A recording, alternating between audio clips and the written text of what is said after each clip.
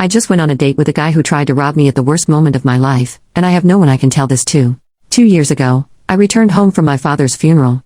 As soon as I opened the door to my apartment, a guy holding a crowbar came out from my kitchen holding my TV. I live in the city, so robberies are common.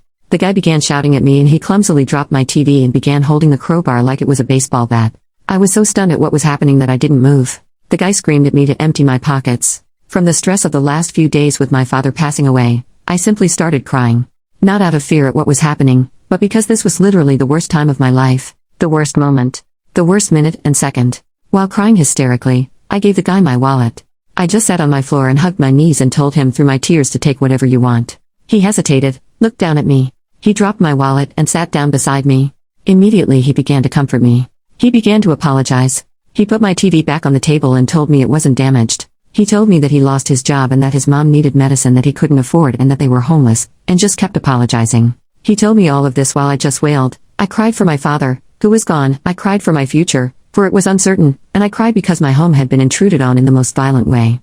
It was super overwhelming. For a good 10 minutes I sat on the floor with a guy who had every intent to rob me, telling me that it would be okay and that he was sorry. He begged me not to call the police, but I just started screaming at him to get out. He ran away so fast that he left the crowbar. I threw it after him as he ran down the street. 2 days later though, I came home from work and he was sitting in front of my door.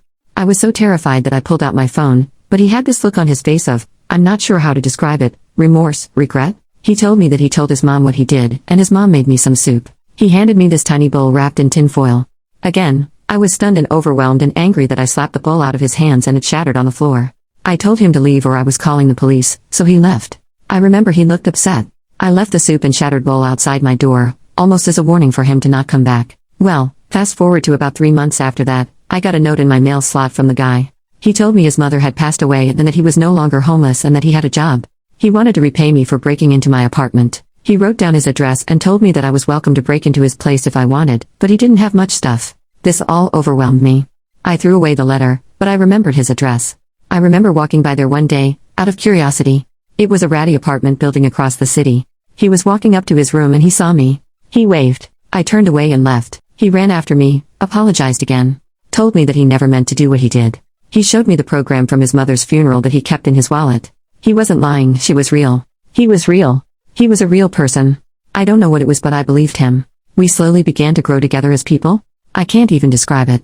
After a year of maintaining communication and learning about who he was, he enrolled in a local community college and began taking courses to earn credits before applying to university. I helped him study for his history class a lot. He's great at math and science though. I never invited him over to my apartment however. No matter how much I got to know him I was still afraid of him, and he knew that. He knew that I couldn't trust him. But tonight we went out for coffee because he said he had an exam in his World Civ class. When I got there he said he forgot his book. We just talked for a bit, we laughed, and then he told me he wanted to cook for me. On a whim I decided to invite him to my apartment. After picking up some things from the grocery store, he came over. I was so nervous that I was shaking. He noticed, he squeezed my hand, and then he made dinner. It was amazing. We talked, we laughed, we sat on the floor and watched a movie on the TV he tried to steal. We even made jokes about it. And then he told me that he missed his mom, so I just gave him a hug and shortly after, he left. I don't know what I feel, but I do know that I can't give up on people anymore. Some people just have the crap end of life. Maybe things have a way of working themselves out. And I miss my dad too. Edit, I am beside myself to log on this morning and see this at the top of this page. I have been a Redditor for a few years, but never thought this would happen.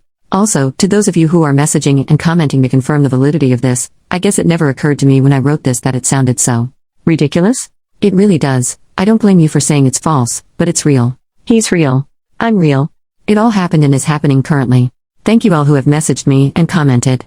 And thank you to the 2 people that gave me gold. This is just insane to me. I'm so grateful. Edit number 2. Sorry for neglecting this. Today has been insane with work and hosting a friend's bridal shower. I want to clarify a few things about this, because I am getting a lot of messages about a lot of different things. 1. People are saying that I am being too trusting of him after what happened. You're right, I suppose. I mean, I live in the heart of one of the most dangerous cities. My friend was robbed just a few years ago and was actually physically injured as a result of it, so me trusting him did not constitute me giving him a hug after he broke in. It was much, much more than that. 2. My dad died of a brain aneurysm in March 2013. He passed away peacefully in his sleep. The thing about my dad though was that he was the most generous, most kindest man in this world. I know people like to say that about their parents, but it's true about my dad. When I was 4, I remember him giving these guys a ride from prison, They were released after serving their sentence, but had to walk to get to where they were going because they didn't have anyone to give them a ride anywhere. My dad picked them up, had them hop in the back of his pickup truck, and took them home. He put his life, and basically mine, at the hands of these people who could have hurt us. They didn't, thank God. My dad taught me to be selfless and understanding of the world, and of people, and I loved him for that. But when I lost him, it shattered me, it turned me into an entirely different person. After my dad died, I became severely depressed and angry. I was angry at everything. I had to take a leave from my job. I teach second grade. All day, I would lay in bed and think about how much I hated God, or whatever higher power, for taking my dad away. Nothing seemed worth it. After the guy, my friend, broke into my apartment, I hated him for a while. I hated my dad for making me so trusting, because I didn't call the cops on the guy. I hated my dad for dying. I hated him for being so incredibly compassionate and better than me. I hated myself for being vulnerable. I just hated everything. 3. The guy who tried to rob me is a person. And of course, I constantly ask myself when I'm with him, what happens if he tries to hurt me? Or rob me again? But the thing about him is that he knows I'm thinking this, and he constantly tries to reassure me. We have grown together as people, as I said. There's a whole 2 years that I didn't post in this recounting because it would be like a novel-length post. Do I like him? I don't think so. I don't think he likes me. I think we both understand, respect and honor the other for our mutual struggles. We're proud of each other, and we're both guilty of things. Me for shutting out my friends, family and students and becoming an awful person after I lost my dad, and him for going to incredible lengths to try and save his mother from experiencing incredible agony in her final moments. 4. I intend to show him this post. I want him to know. He doesn't have a computer or internet, but I think he'll find this humorous. His story is not mine to tell. How his mother died is not my story to tell. What exactly drove him to pry open my front door with a crowbar is not for me to tell. What happened to his family is not for me to tell. But what is for me to tell is that he is a human. He is flawed. God, he's so flawed. But after knowing him, and learning about his life, about his childhood and the tiny little child who used to be so passionate about school and learning as he was, as he told me, I know that he has his story. I have my story too, and you have yours. And although I think it is irrelevant, the thought of even dating after the last few years hasn't crossed my mind. Was I involved in relationships prior to my dad's passing? Yes. One was long-term and had a foreseeable end with an engagement, but things happen. Life happens. I'm meeting with him tomorrow at his work while he's on break to give him some old study materials that I have from a literature class I took in college. It's also normal, and I'm not afraid. My dad was never afraid, so I shouldn't have to be. I choose not to be. Update, hey. So I posted a couple of days ago about how I went on a date with this guy who tried to rob me. This is just a quick follow-up, nothing major. Last night, I showed him the post and some of the comments from you guys. He was a little apprehensive about this place, and the fact that I had shared this with the entire world, but the comments really made him so happy. He wanted me to thank you all, and I tried to get him to make a post of his own, but he thinks it's too weird. Plus, he considers himself a bad speller. I just wanted to update everyone with this little unimportant tidbit. My dad's birthday is in a few weeks. I always have to prepare myself for it year-round, really. But this year is different because I know I have people to support me. Especially a really close, new friend, who came. Well, I'd like to say out of nowhere, but he really just came out of my kitchen holding a crowbar. One more thing, when I showed him the post, he looked up at me and went, "Wait. It was a date?" And I got so embarrassed. Then he laughed and told me that he was relieved, because he thought it was a date. We haven't talked about anything else along the lines of dating in the future. I just wanted to extend my gratitude, my thanks, and my love, as well as his, to you all. Thank you, thank you. Update, 6 months later. So, about the guy that tried to rob me and who I dated. I've been trying to write this for the past 3 months, but I always kept getting busy. I truly don't know what to say because so much has happened in the 6 months since I wrote all this down for the first time. I want to say this for me, to get this off my chest. I cared about him. I cared for him. I did. I can't deny that. In January, right after the new year started, I got a phone call at 2:30 in the morning from him. He was in jail. He and 2 of his friends were arrested for public intoxication and possession of substance paraphernalia. He wanted me to bail him out. I'm a teacher living on a teacher's salary. I said no, I couldn't, and this is when things fell apart. Before then he and I had been incredibly close. We spent Christmas together.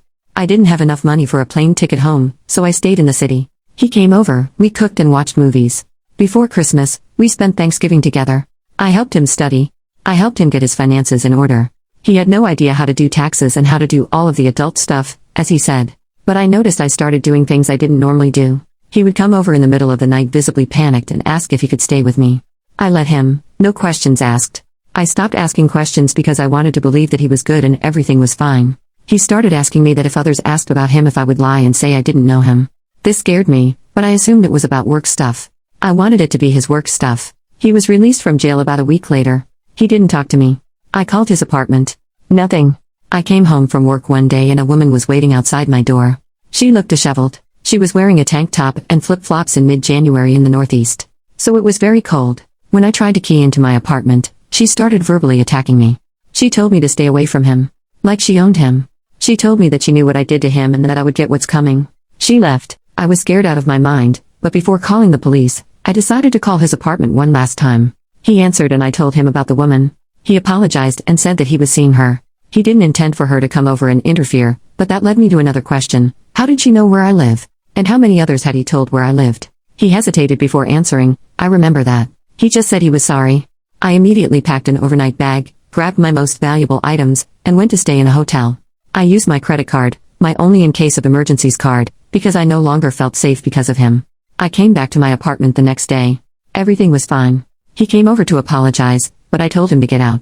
I started crying. When I'm angry, I cry. He tried to hug me but I remember picking up a piece of wood. I had a dismantled IKEA shelf, to protect myself. I demanded to know what he was doing. He told me he was selling substances and he told me that he had to do it because he knew people that would hurt him. Lies. I guess.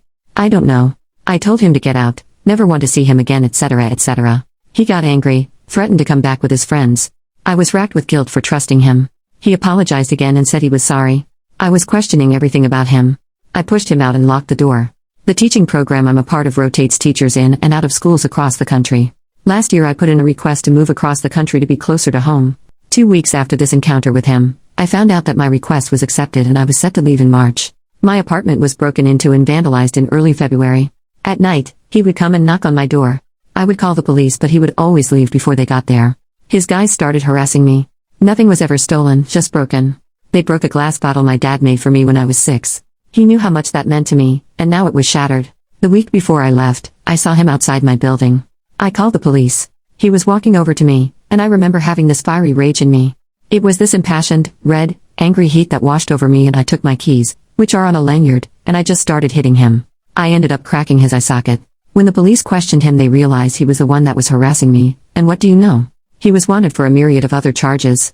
After he fell down, after I cracked his eye socket with my keys, I started kicking him. I wanted him to die. I really did. Then I thought about what my dad would think. But then I realized I'm not my dad. I will never be him. I'm different. This is different. People are different. Not all of them are good, but some of them are. I am good. I am a good person. Right now I'm sitting in my new apartment in a brand new city. It's warm. Rent is cheaper. I live in a neighborhood of old people. They're nice. They love that I teach kids. It makes them feel safe, I guess. Some days I leave my front door open and let in a breeze. I'm never afraid. The beach is literally a 7-minute walk, I've timed it, from my back door. I'm happy. So I'm putting this to rest. It's done. It's over. I'm tired. I'm posting this and not checking back anymore. I just wanted to tell someone, because no one in my personal life even knew this was happening. I still can't believe it happened. But it did, and it's done.